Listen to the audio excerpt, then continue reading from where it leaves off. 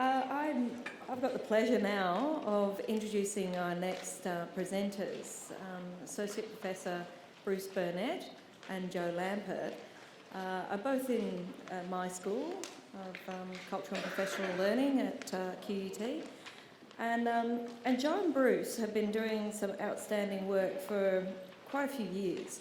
They launched a program some years ago called Exceptional Teachers for Disadvantaged Schools. And I won't explain what that is because they're going to go and do that for me. But a few years ago, they were having some tremendous results with this program, and a few years ago they won a grant from Origin Foundation for $2 million to help take this national. So it is now the NETDS, and today we're going to hear from Joe and Bruce about, I guess, what informs that program, but also we have teachers and school leaders from NETDS schools. So will you join me in welcoming Joe and Bruce? Thanks.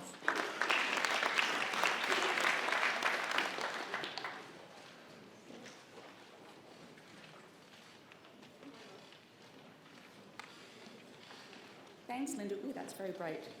We have the lucky right after lunch spot, so feel free to nap, but hopefully not.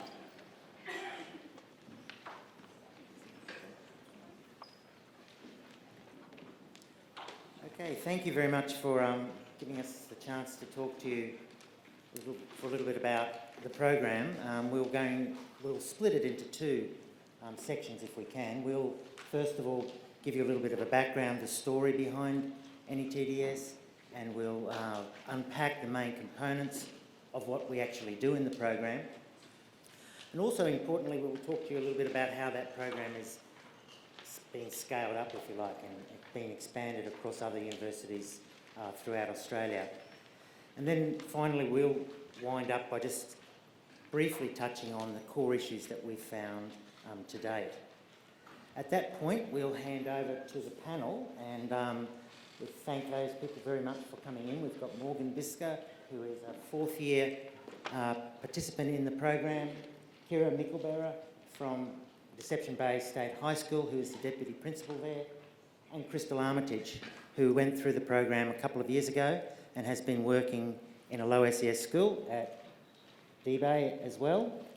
So we'll hand over to those people, and we've got a number of different questions that we'll pose to that group and get them to talk through the sort of unique aspects of not only low SES schools in general, but the Deception Bay Northern Corridor as well, and then also moving on to hopefully touch upon some of the elements that NETDS, the program, has contributed to in bringing these graduates through. So I'll hand over to Joe, and might like to talk a bit. Sure. That is actually very bright. Just a little techie question as I see our clock is not winding down, and because NETDS is our passion project, we could probably ramble on for a very long time, so we're going to be, there we go, now it is. So we're going to try to keep it short and sweet and tell you a little bit about the program today, but it's been running for really 7 years since we began it now. We are just starting with our 6th cohort at QUT, and as Linda said, we've now scaled up to 6 other universities around the country. And I'll just begin with the story we usually tell, which is that really we did begin the program because we felt absolutely passionate about it. Bruce and I were in the Faculty of Education, and every year we would see these amazing teachers graduating. We mostly taught them in first and second year units, either sociology units or sociocultural units, or I spent a lot of years working in Indigenous education units, and we would see our pre-service teachers, and they were amazing, and then we would never see them again. And so in some ways the program really began with us just feeling passionately that we wanted to work more with some of our students. We could see that they were just going to be the most amazing teachers. And we had a passion and a commitment because of I was originally a secondary teacher and Bruce was a primary teacher. And we always worked in low SES settings, and we had a particular passion to get the very best teachers into the schools that needed them most. But probably the first thing I would like to say here, because we have you as an audience, is there are loads of amazing teachers in schools already. And we know that. And another aim of our program probably was to give more opportunities to our gang to work with the teachers who are out there already making an amazing difference.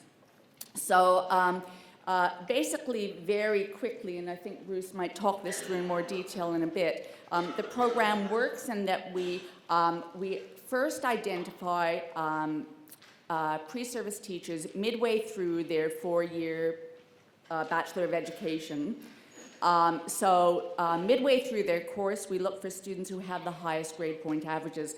We'll talk about that in a moment because that's the question we get asked about most. But very briefly now to say that grade point average in an education faculty is very different than saying we're choosing them by ATAR. What it means is that these two students, for instance, and the 150 or so other participants we've now had, were doing really well in an education course. That meant they're highly literate, very good at their content areas, but they're also performing well in an education faculty. So there are all sorts of other things that represents other than just the fact that they are the smart ones or anything like that. They then do a special tutorial with us. They do all of their subsequent practicum and final internship in low SES schools. We have yaks after every practicum, where we have social events and get together and reflect. We have lots of mini conferences. Next week we've got one on Indigenous education and Pacifica education. And for the first time this year, we have a principal in residence who's going to be working with us for a couple of weeks. So there are a whole lot of components to the program. And then we've ended up being quite involved in the employment process at the end, but that was unanticipated in the beginning. So just very briefly to talk about some of the issues that made us begin the program. We knew that the low SES schools often were perceived by pre-service teachers as being the least desirable of their options once they graduated. We know here and elsewhere that low SES schools have a hard time sometimes finding teachers who will teach there and then having them stay. We know that they get a lot of early career teachers, so we wanted them to be better prepared. And we knew that there was nothing within our faculty, and it turned out not very much within any faculties, although I should say that we're historically not the first kind of program like this in Australia. Raymond Connell's Disadvantaged Schools program did similar work years ago. Jeff Munns is here and runs the Fair Go program, so there have certainly been other social justice-oriented teacher education approaches. But we didn't at the time have anything within our faculty that would stream teachers into both being better prepared to work in low socioeconomic schools and then to select those schools once they graduated. So I'll turn it back over to Bruce now. Okay, Joe's mentioned a few of the elements to the program, and I thought I'd just talk to you a little bit about the genesis of the program, because given most of you, if not actually practicing teachers, will at least have some connection to education, I would assume that's pretty well universal in the room, I think you will all, particularly those people that have been teachers, have had a student in your class that's stood out.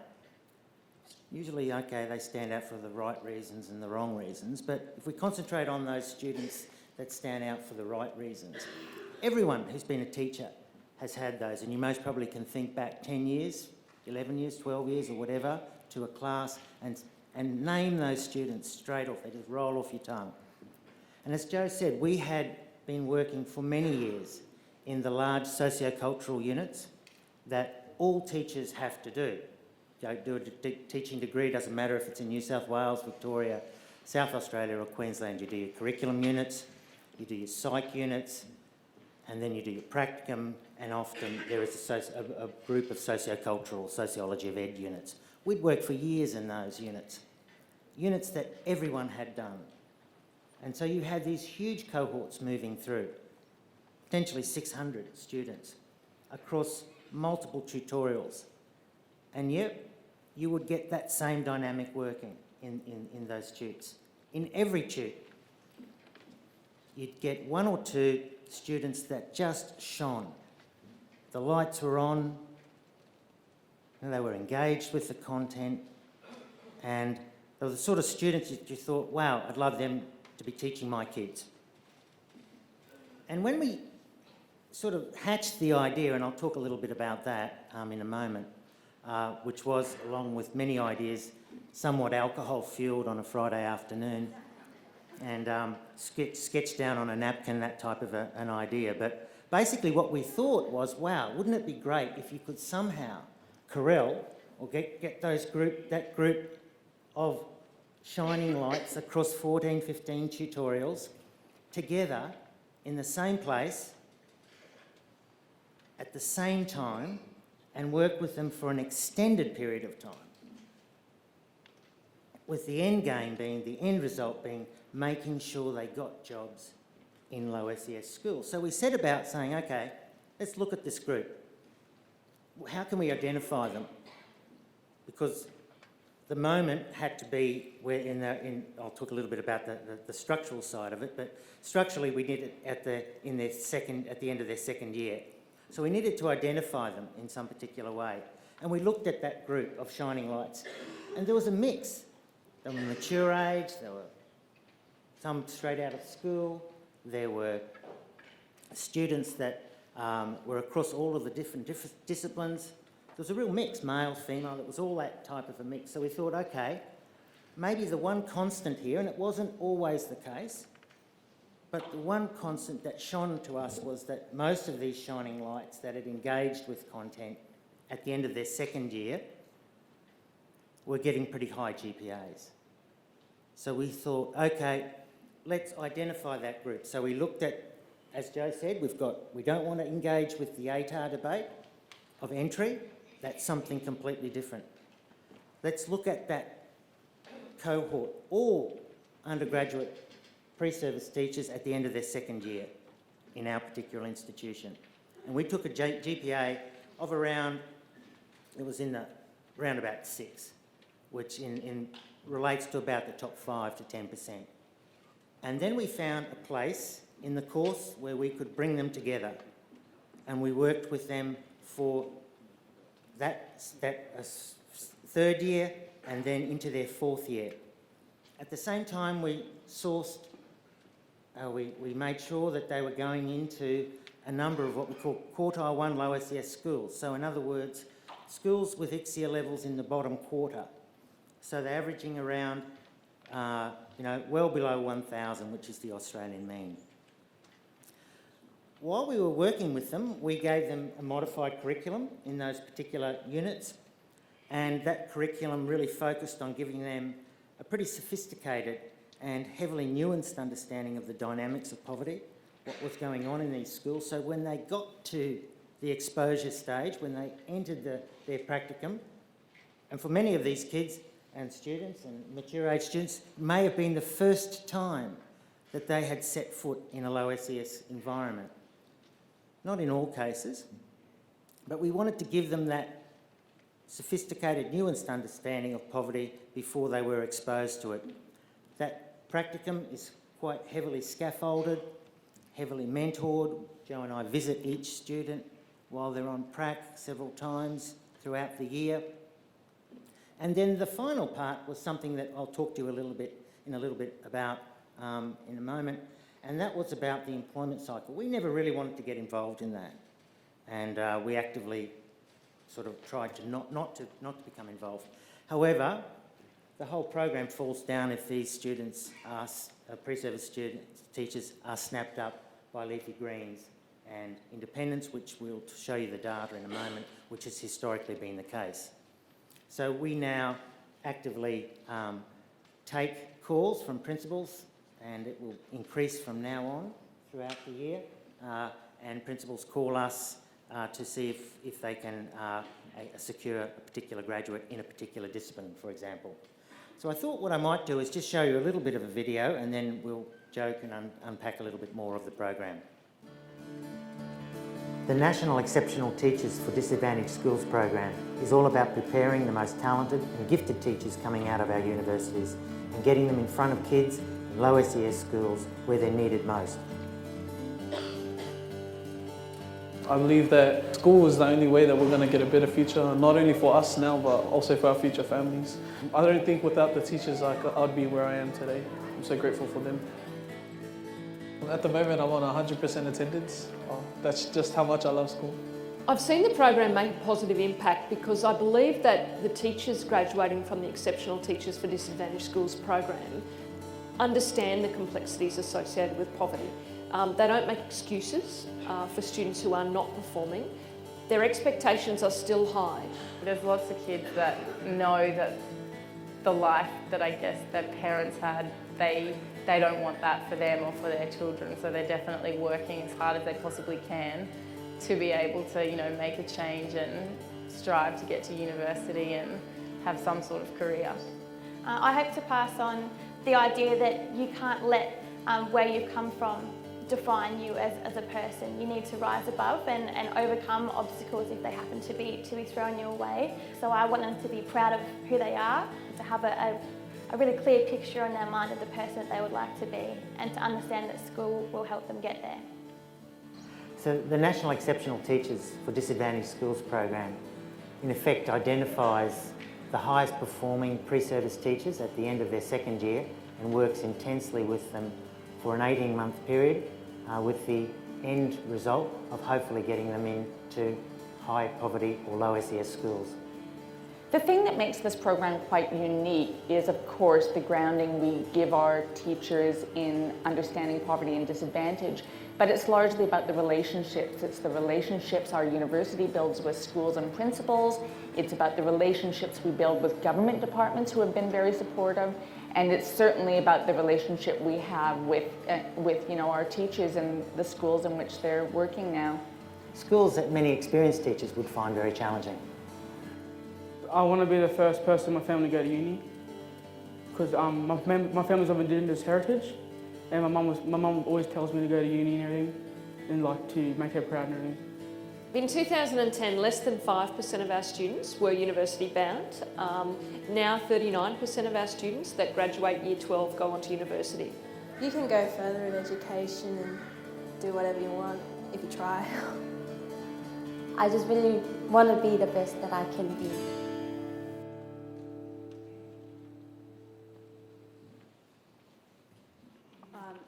I don't quite know how to express and explain the fact that the passion, those of you who are teachers in schools feel for your kids is the passion we feel for our guys.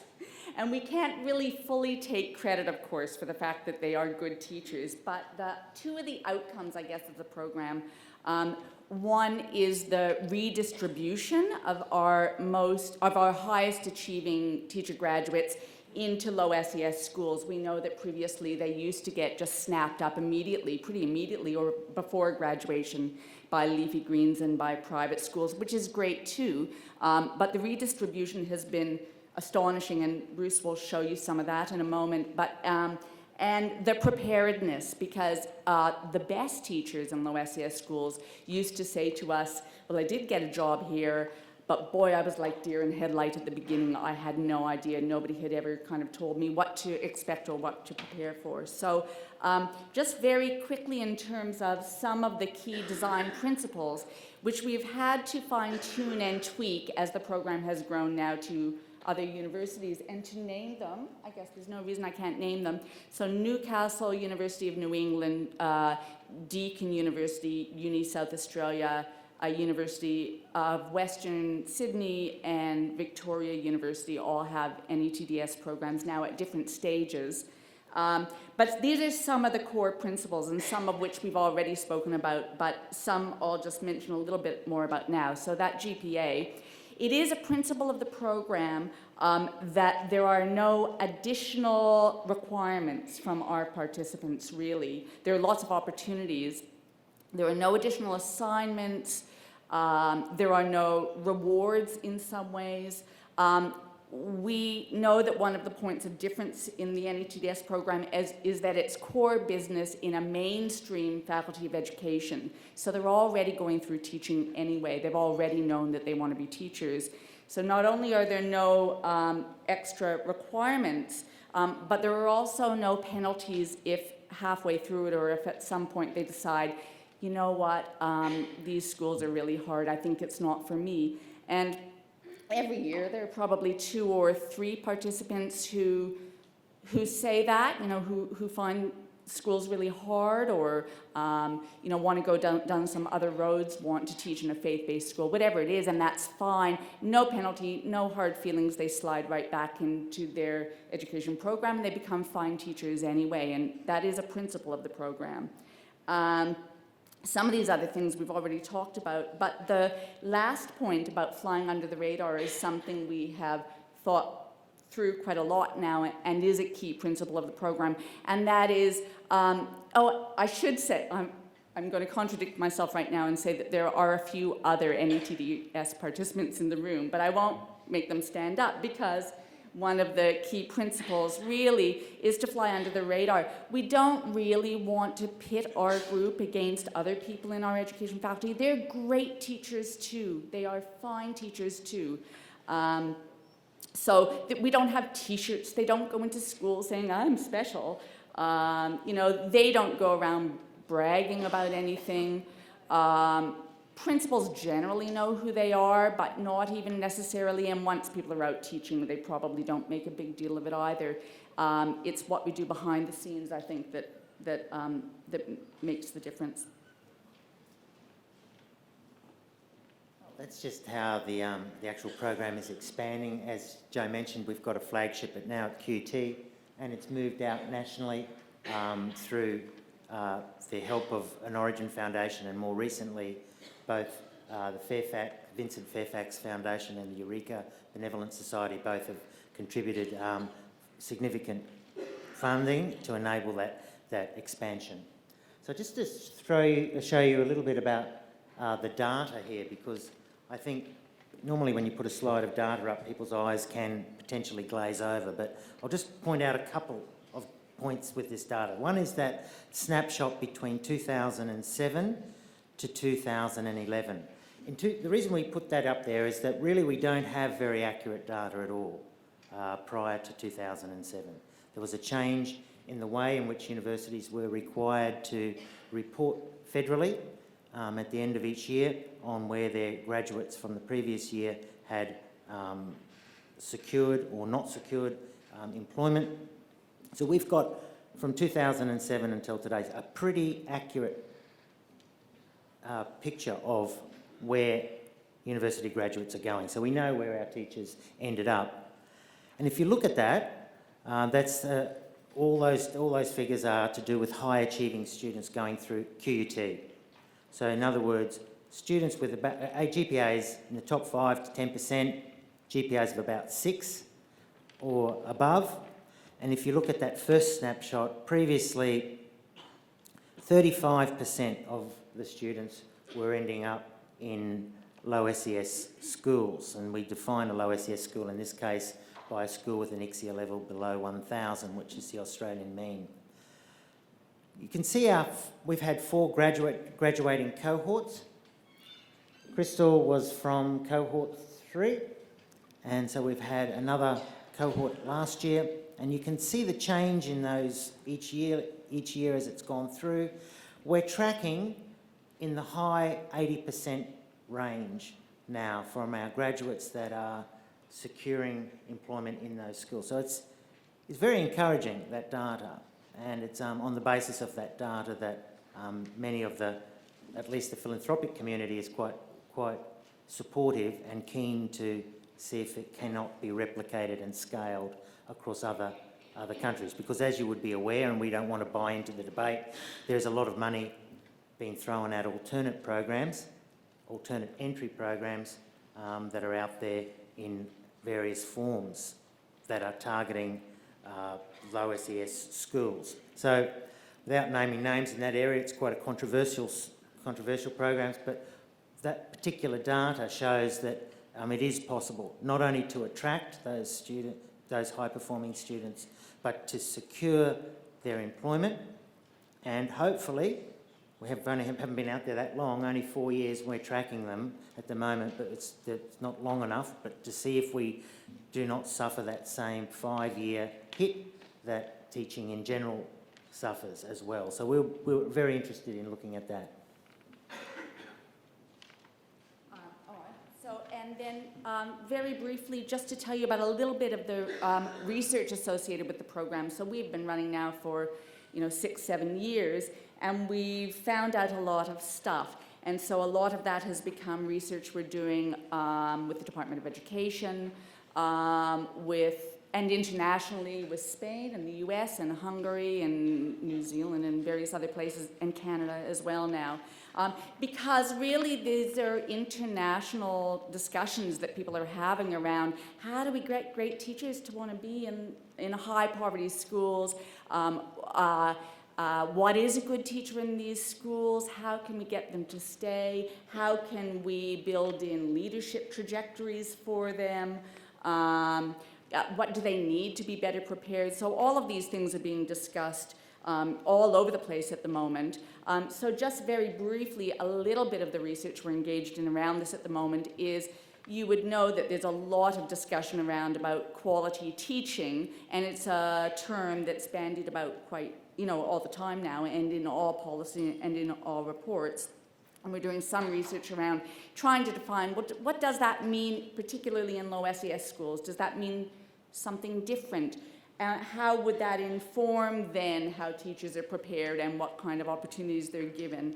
And how can we tell that without leaning too heavily on NAPLAN data and student outcomes? Because particularly within low SES schools, we know that student outcomes are never going to be, are probably never going to be what they're going to be in a wealthier private school. So looking at student outcomes is always going to be layered within the context of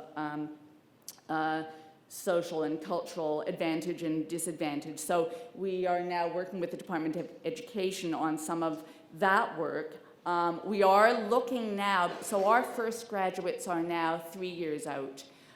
As Bruce said, that's the point at which many teachers, particularly in high poverty schools, leave the profession. So we don't yet know what the outcome will be for our graduates. We do, though, have an amazingly strong network. So Crystal knows that you kind of, once you're in NETDS, you never get out. We talk to each other all the time. We've got a very active Facebook group. We have all sorts of opportunities. We keep people, some are coming back now to do their masters with us. It's a very strong, probably we're proudest of that in some ways, a very, very strong community of practice. We just, we go to their weddings. And for us, that's been a massive bonus, really, is that we are out in schools way more than we used to be out in schools. We have relationships we never had before. So we want to know about two things that we've started to call, how do you light the fire in the belly? How do you teach social justice? And we could talk about that, but don't have time. But we are absolutely convinced that social justice can be taught. We have people who come into the program not knowing they have that passion. Absolutely. They say, yeah, okay, maybe. And by the time they graduate, they say, this is where I want to be. I won't go anywhere else. So we want to know how you light that fire in the belly in teachers. And we also have end up talking a lot about what we call walking points. What are the moments where teachers say, I'm out of here? So we're doing a lot of research around those things as well. So those are some examples of the kind of research we're doing. So I think now we're going to move it over to our fabulous panel. Bruce, do you want to... So I've already introduced the panel. We've got Kira, Crystal and Morgan, and basically what we're going to do is just walk through. We don't necessarily have to follow that same pattern, but we'll try. 4 or 5 questions there, and then we'll open it up to some questions from from the audience as well. But we might kick off first with Kira, just talking a little bit about the context of D-Bay, Deception Bay State High School, and I'll hand over to you. Thank you very much. Thank you. Can you hear me? Yay, that's a good start. I suppose the first thing, and I have to say this, and it's probably not something I have to challenge in this environment, but it is to challenge this idea that a low socioeconomic school can't be a great school, because they're damn great schools. And I think it's because we have to invest so much more in our staff and in our students, and the collegiality that comes from that is quite amazing. As an admin team, we make a clear decision to not work from a deficit model. So it's not talking, even though our EXIA is 920, it's not talking about those things, it's knowing that data and using it, but not talking from that low socioeconomic, not using that deficit model, and making sure it's about every child mattering. I started the school in 2011, and I think it's important to give a little bit on that journey, because we commenced at that time as a national partnership school. This was a hugely important part of allowing us to have some innovation and really look at the things that we wanted to change. So those that will talk about national partnerships and say that it wasn't a great innovation, I really disagree with it. It was a wonderful 4 years for our school. At that stage, just to give you a little bit of a snapshot, our literacy and numeracy levels, so our year 8s coming in, about 40%, a little bit over 40% had a reading age of year 4. And about half of those were year 2. So this is our year 8s coming in. Attendance, engagement, major issues across the school. The attendance of those that you just never see, and that it's difficult to even get contact with them, was a major issue. Our year 12 attainment across all areas, so our OPs, our QCE, our certificate completion, was an area that needed a lot of work. And our destination data also it had a fair few concerns. Our year 12 attainment has increased dramatically in the 4 years, and the bit that is a focus at the moment is the destination data, because that looks at it 6 months afterwards. So once you've had these students and you've gotten them there and they're getting these better results and you're feeling this is really good, what are they doing 6 months after they leave? And that's where we're at the moment. There is still a huge amount of work for us to do there. So there's a lot of, what it's showing for us at the moment is once we've got them and we've got them there, we're working with them, where they're engaging in the learning, but getting them to engage in learning or taking and getting jobs and holding onto those jobs afterwards is still a major challenge for them. I class the last thing I want to really briefly mention before I talk more about innovation. A major challenge for us is staffing. And this is for a couple of different ones. The first one is there's talk that there's autonomy in staffing decisions, and I believe it is improving. But I get frustrated every single year when there's transfers and relocation, and it is simply teachers, for them, as well as for students and as well as for our school, that shouldn't be at that school. Because everyone should be able to have a choice with that. Not everyone is meant for these sorts of schools. And I don't think there's a judgment. If you're not meant for them, that's okay. But the fact that relocations just happen, for us, in our little pocket, because we're surrounded by so many IPS schools, we get a lot of those relocations, and we do not have an option with that. It is so difficult to work with staff in an already challenging environment if it's not somewhere they really want to be. And I actually feel for them too, because it's not a nice thing for them either. Our partnerships with the uni, and it's interesting that you talked about, but it's not something that you saw it being the end game of working with them.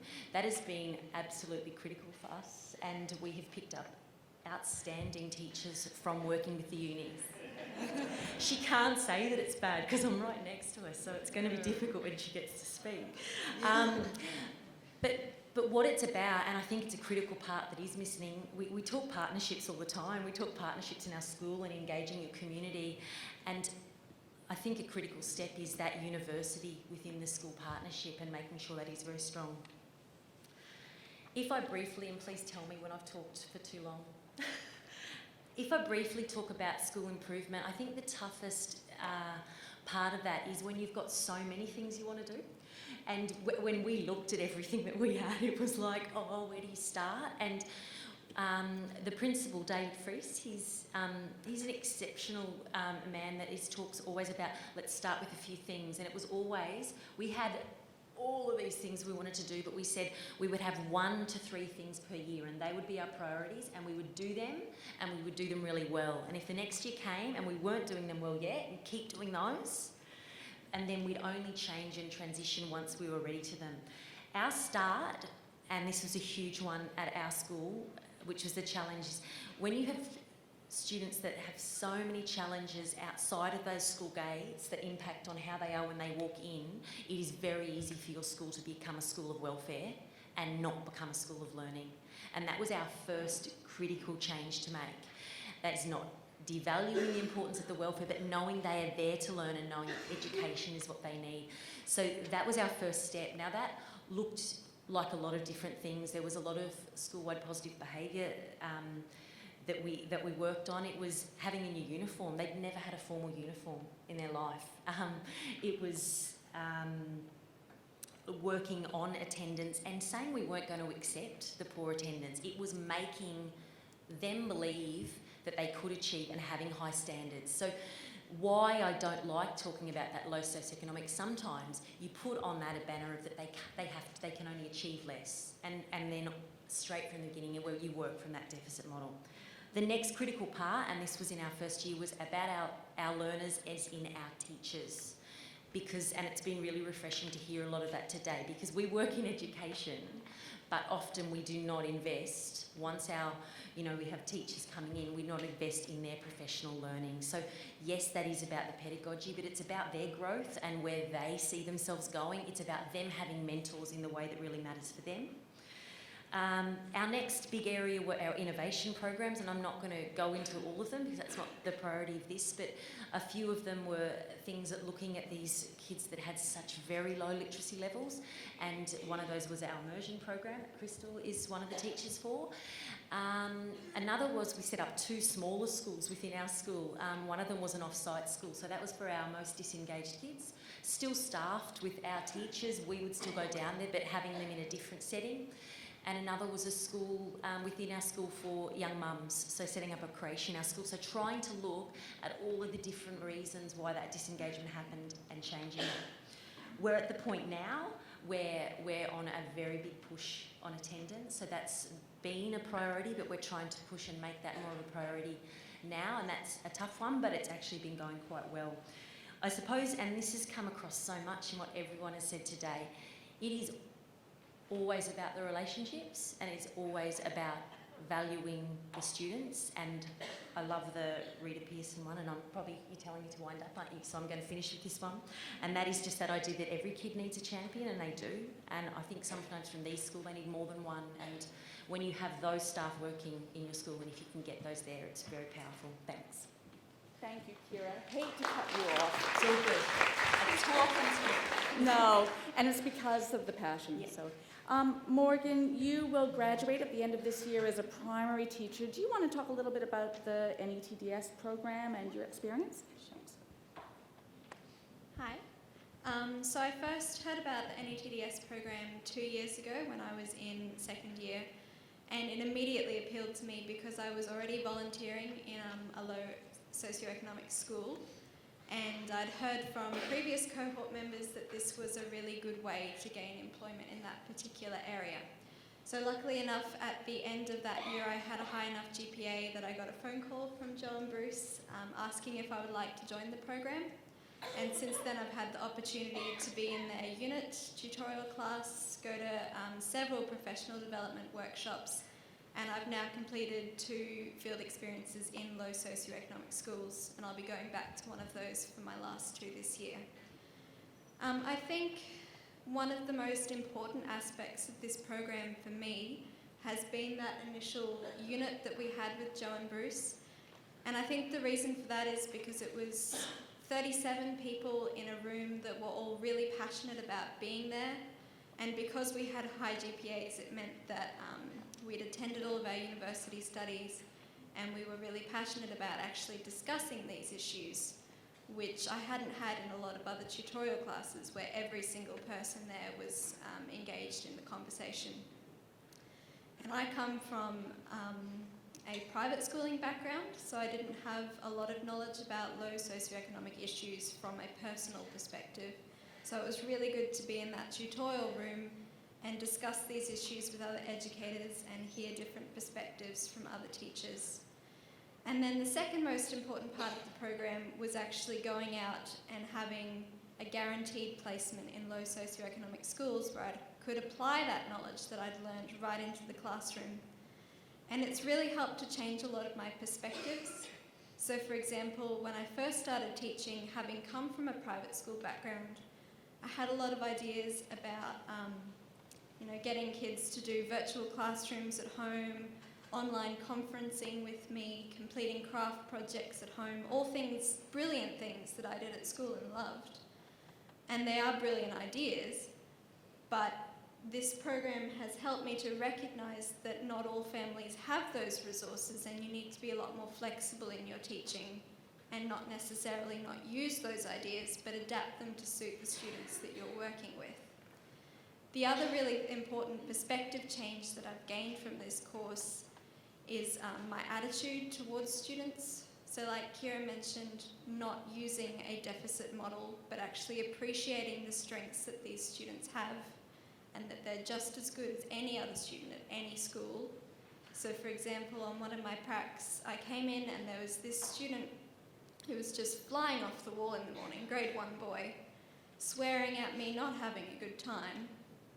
And previously I might have just gone straight for the behaviour management beeline and given him a consequence for this.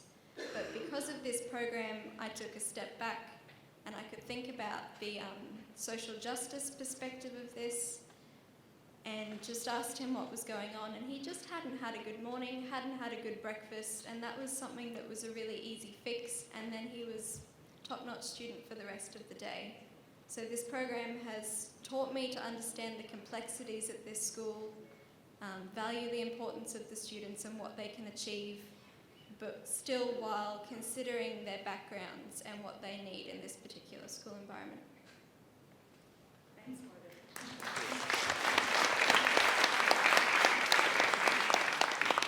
For those of us who've gone through it, we all know what that first year out is like.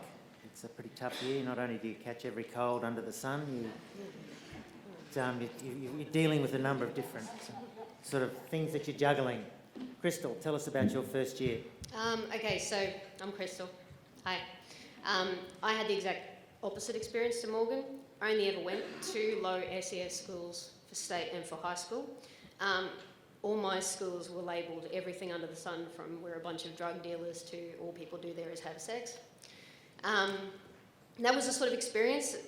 Being a student at that school, I knew that that was definitely not the case. And I can guarantee you that that is not the case to this day anyway. D-Bay mentioned to people, hey, I'm going to D-Bay for my Pracken internship, how good's that? Mum was like, yoo-hoo! And all the people around her that I'd mentioned it to were like, really? Why would you want to go there? Don't you know it's called Depression Bay? And I said, well, maybe it's exactly like my high school. Maybe the perception that we all have of that particular school is the exact opposite of what it's actually like. And that's the way it was, so good. If I could describe, I'm in my second year now, so I'd rather sort of focus on the present than the past, because last year was hard, but this year's actually been heaps tougher. So people always say, there we go, because people always say your first year's easy. Everyone's, oh, look at you, your little first year. And then your second year, they're like, hey, now you know our rules and how things run, here's some extra responsibility. So, this year, Kira mentioned the Immersion Program, which I work with my students. We're looking at year 9. I did have them in year 8, but I've sort of worked with them for 2 years. Now we're in grade 9. Most of their reading capabilities are still below average, and I mean well below average. According to the NAPLAN national testing benchmarks, there are no possible ways for some of my students to answer the questions and to do well, regardless of how much we try. But it's about focusing on a smaller class, so our class sizes are capped at 15, to make it more one-on-one to give me more time to work with those students, and it makes a real difference. To describe the dynamics in my room, I have one child who is mute and refuses to speak. I have one who is deaf and refuses to wear hearing aids.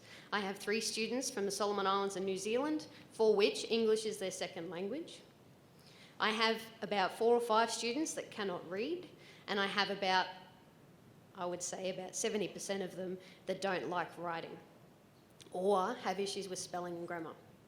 So the issues that I face in that sort of environment, and we have these students scattered in all of our classes. I'm sure that you can think of other people in your classes or ones that you've known of students that couldn't read or struggled with this or struggled with that. We know that our students aren't perfect, and especially in a low SES school, they need that one-on-one support or they're not going to make it.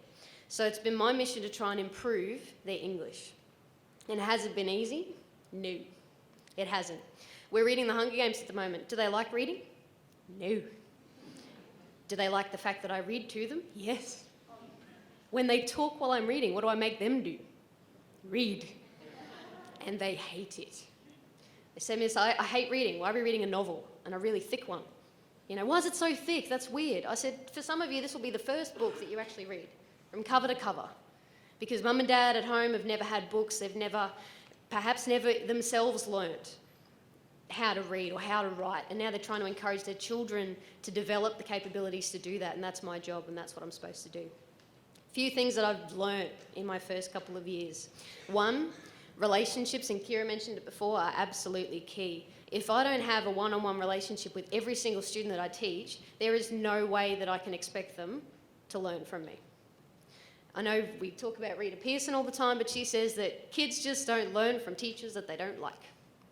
And even though I might not like all of them, I have to try and do my best, regardless of that, to try and make those connections with my students. One student walked in one day, and I like telling this story because it works. He was wearing an umbrella as a skirt. I mean, his umbrella broke, it was raining, and it flopped the inside out, so he took all of the canvas off it, cut a big hole in it, stepped in it, and walked around in his skirt. He's in grade 10, by the way. I went, "What's with the skirt?" And he says to me, "Oh, Miss, my umbrella broke. Don't you think this is a really great way to use an umbrella? It's waterproof. It's not going to get wet if it's raining. I can walk in this. It's free. I can move." I said to him, "You know what? That's not a bad invention." And other teachers might have said, "Oh, get it off, you look silly, put it away." But because I praised him and said that it was kind of cool, we somehow rose from this level of not liking each other to having this really cool connection.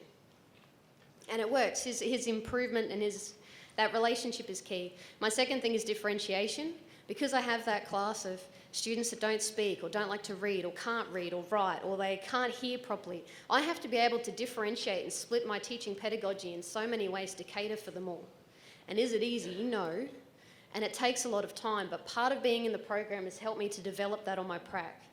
Because I went to other schools that were also low SES, and I practiced with students from those backgrounds, volunteered at an ESL centre to work with students. And that's then helped to engage myself and help me to think of different resources and for how I can help them.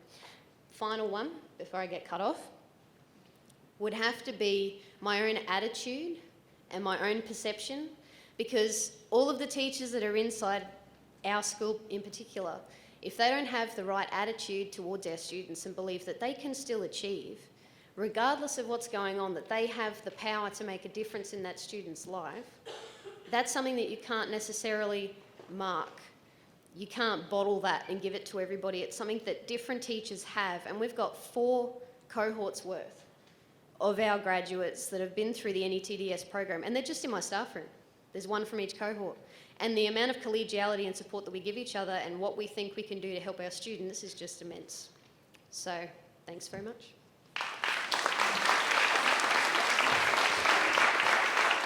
Thank you, Crystal. Look, we might miss, we'll leave number 5 out, but we might just ask for a very brief response, if we can, from each of the panel members for the sort of support that you think is required, and then hopefully we'll have 5 minutes left at the end for everyone to ask some questions. So, in any order at all, the sort of support that you feel is required. Hit it. You're already on fire. All right, I got this. All right, I'll start, and then you won't have to hear my voice again. So that'll be okay. Support that I think that needs to happen. for teachers. And I'm not just talking about just people from our program, I'm talking about any pre-service teacher program. There needs to be some sort of professional development happening within the school. Thankfully, my school, because they understand and value the idea of training other teachers that are coming through the ranks, my transition from being on my prac and internship to slotting straight into a position the following year was much easier because I had been assigned a mentor, a teacher who'd been teaching for a longer time than me. We would have meetings, I would observe them teaching, they would observe me teaching, we'd share ideas, we'd attend professional development ideas and seminars sort of every second or so week. For me, that is what it helped to transition me into my first year, and it's what's kept me there for my second.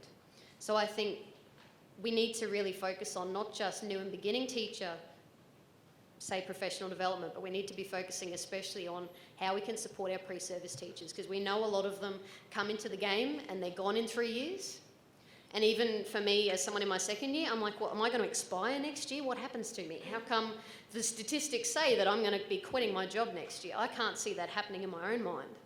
But I think it's because I've had the support at the school that I'm at. But we need that to be at every school, not just at, say, Deception Bay State High School.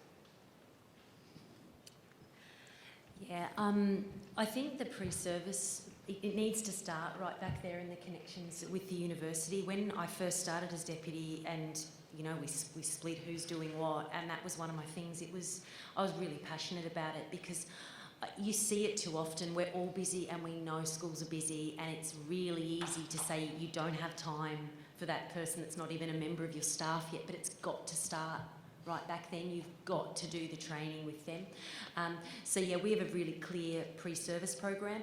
As far as a new and beginning teacher program at Deception Bay, it is from day dot, and it's every few weeks, but it's broken up, and it is pedagogical support. This year they're looking at mentors for different things. It's a lot of coaching in classes, and then there's also a lot of times just to have a chat and talk about it and talk about some bad days, and we can share some horror stories, and then we can laugh about it instead of crying on your own at the end of the day, and then you work from there and work together.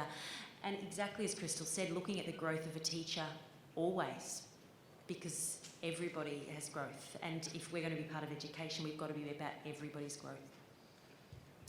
I don't have too much to add because that pretty much perfectly sums it up. But I think for me, I've had a lot of personal experiences in schools where the administration are caring, and they say hello in the morning, and they ask how you're doing, and they offer you a bit of extra assistance or some mentoring on prac. Those are the really great schools, and then there's some where you don't really see the administrative side of things, and they're still brilliant schools, but in terms of feeling supported as an early career teacher, they're definitely perhaps lacking in that respect. So a supportive administration for me makes all the difference. Hi there, my name is Vicky Oconee. I'm the Regional Youth Support Coordinator, so I look after youth workers in schools. And I guess that it was wonderful to hear the principles that underpin this program. I think that that's just fantastic, and I would love to see it even expanded across to every future teacher that was coming along, only because I believe that if there was a way that even like a School of Human Service, who is usually the degrees that our staff have, worked more closely with education, that all teachers would have such a good understanding of our kids at risk, because we target our kids at risk, and often our workers feel that they're spending a lot of their time trying to educate teachers to deal with these issues in classrooms. Anyway, I just wondered what you thought, if there was a way of, you know, bringing those two groups together, so within a school we have a much more supportive environment for all of our students, not just some in some schools. Thank you for that. Yeah, we have had discussions with schools of medicine and social work, and because in some ways it's a no-brainer program, like it's not that complex a program. You spend a lot of time and you mentor people, and then they're really prepared and you get great people in the field. So in some ways that's why it's gained momentum. We get asked all the time, well, shouldn't this program to be offered to all the students in the faculty? And of course we think the answer is yes. But to be very honest, for a long time, and really now to some extent, it's Bruce and Joe, you know, and now we have 2 others. So part of and also we think that we've been able to learn a lot and fine tune it because we keep it small and we can have relationships with 60 students a year, whereas we think that probably a part of the success is the really close relationships we have with our guys. But we certainly absolutely agree with you. Just because you might be interested, from probably every year, 1 or 2 of the graduates don't go into teaching at the end of their program. Sometimes they've gone into youth work as a result, or they go on to further studies. But yeah, we agree. Okay, we've got a couple more minutes for another question, if there is one. Hi. Sorry. Just over here. Sorry, I just wanted to know, how strong is the NETDS program in Sydney? It started with the first expansion happened 2 years ago with Newcastle University, and that's a little bit north of Sydney, but at the same time University of New England, who just opened a campus up the road from UWS, which was quite an interesting exercise in itself, but they came on board and they run the NETDS side of the UNE program from the Parramatta campus.